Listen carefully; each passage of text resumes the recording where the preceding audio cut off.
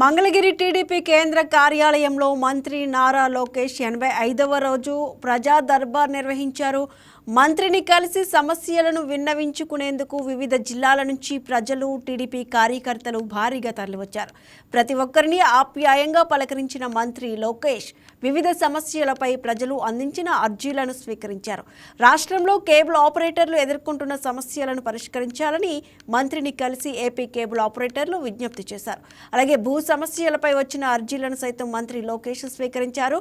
బాధితులకు వీలైనంత త్వరగా న్యాయం చేస్తానని యువనేత హామీ ఇచ్చారు. ఈ కార్యక్రమంలో మంత్రి సవిత కూడా పాల్గొన్నారు. ప్రజల వద్ద అర్జీలు స్వీకరించి వాటికి పరిష్కారం చూపిస్తామని బాధితులకు మంత్రి సవిత భరోసా ఇచ్చారు. ప్రజా సమస్య పరిష్కారానికి కూటమి ప్రభుత్వం పనిచేస్తుందని సవిత చెప్పారు.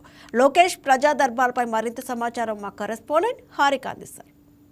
ఈరోజు టీడీపీ మంగళగిరి కార్యాలయంలో బీసీ మినిస్టర్ సవిత గారు ప్రెస్ మీట్ ఏర్పాటు చేయడం జరిగింది. ఆర్డిటి సేవలు మళ్ళీ పునరుద్ధరణలోకి రావడం అనేది ఆనందనీయమని చెప్తున్నారు. ఆవిడ మాటల్లోనే ఇంకా దీని గురించి అడిగి తెలుసుకుందాం. మేడం, అసలు ఆర్డిటి అంటే ఏంటి, వాటి సేవలు ఎలా ఉంటాయి?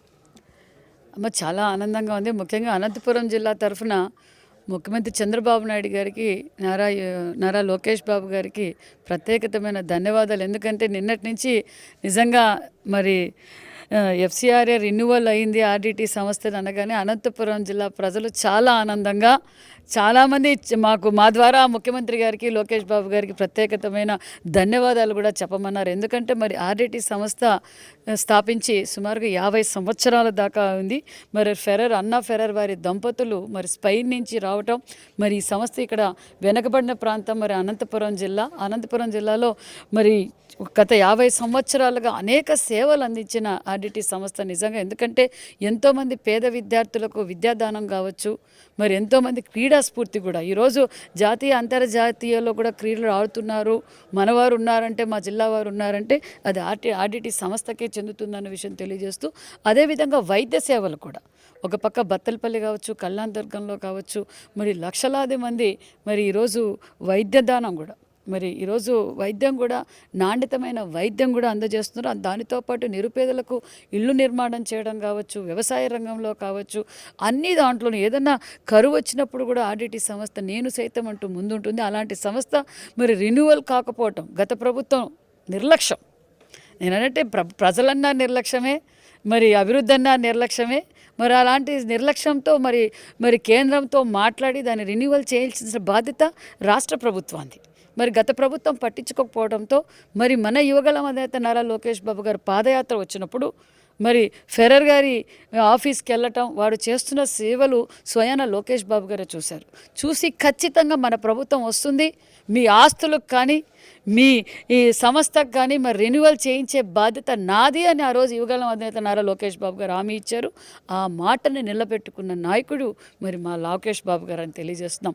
మరి నిజంగానే ఎప్పటికప్పుడు మరి మేమందరం కూడా అధికారంలోకి రాగానే లోకేష్ బాబు గారి దృష్టికి తీసుకెళ్ళాం, ముఖ్యమంత్రి గారి దృష్టికి తీసుకెళ్ళటం, ముఖ్యమంత్రి గారు లోకేష్ బాబు గారు మరి ప్రధానమంత్రి గారితోనూ మరి అదేవిధంగా అమిత్ షా గారితోనూ మాట్లాడి మరి ఈరోజు గతంలోనే చెప్పారు, మీరు ధైర్యంగా ఉండండి, ప్రజలకు హామీ ఇవ్వండి, ఖచ్చితంగా మనం రెన్యువల్ చేస్తామని మరి లోకేష్ బాబు గారు చెప్పటం, ఆ మాట నిలబెట్టుకోవడం మరి ప్రధానమంత్రి గారికి, అమిత్ షా గారికి, ముఖ్యమంత్రి గారికి, మరి యువగళం అధినేత నారా లోకేష్ బాబు గారికి మా ఉమ్మడి అనంతపురం జిల్లా తరఫున కూడా ప్రత్యేకమైన ధన్యవాదాలు కూడా తెలియజేస్తున్నాం.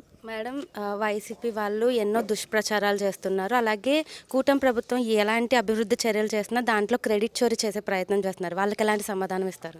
వాళ్ళ చోరీ చేయాల్సిన అవసరం కూటమి ప్రభుత్వానికి కానీ మాకు లేదు. మేము క్లారిటీగా ఉన్నాం. ఎన్నికల సమయంలో మేము ఏదైతే చెప్పామో ఆ మాట నిలబెట్టుకుంటున్నాం. మరి వారు ఎక్కడికి చర్చ రావడానికైనా సిద్ధమే, మేము చర్చించడానికే సిద్ధమే, ఏ డిపార్ట్మెంట్ మీద అయినా చర్చించడానికి మేము సిద్ధంగా ఉన్నాం.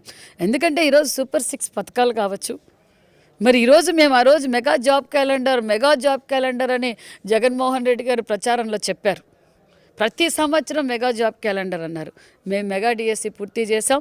మరి పండగ కానుకగా, యువతకు పండగ కానుక మరి 10,060 పోస్టులు మళ్ళీ నోటిఫికేషన్ ఇవ్వం. అది నిబద్ధత.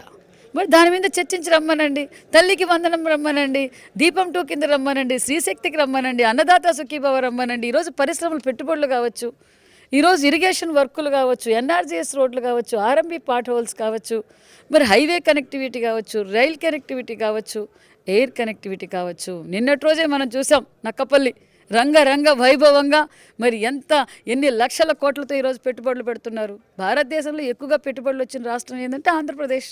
ఈరోజు అన్ని విధాలుగా ఈరోజు మరి వికలాంగులకు మొన్నటి రోజు ఉచిత బస్సు సౌకర్యం మేము చెప్పలేదు, అయినా కూడా మేము వారు పడుతున్న ఇబ్బందులు మా ముఖ్యమంత్రి గారు తెలుసుకున్నారు, మరి మేము నెరవేర్చాం.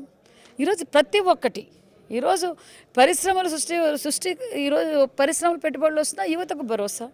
ఈరోజు అన్ని రంగాల్లోనూ మేము డిపార్ట్మెంట్లో ఏ డిపార్ట్మెంట్ చూసినా అభివృద్ధి ధ్యేయంగా పనిచేస్తున్నాం. మరి ఒక పక్క ముఖ్యమంత్రి గారు, ఒక పక్క డిప్యూటీ సీఎం గారు, లోకేష్ బాబు గారు, క్యాబినెట్ మంత్రులు, ఎమ్మెల్యేలు అందరూ ప్రజల్లోనే ఉంటున్నాం. 3000 పెన్షన్ని 4000 అన్నాం, 4000 ఇచ్చాం.